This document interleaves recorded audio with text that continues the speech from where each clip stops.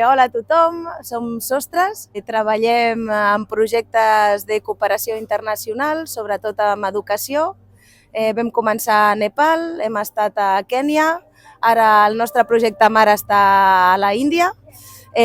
Fa 15 anys que vam fundar l'associació i ara acabem d'acabar un projecte nou a les Illes Salomón per temes de potabilització de l'aigua. Els productes que tenim dintre de la parada, alguns els faig jo, i la majoria dels altres són productes que ens fan col·laboradors de Sostres.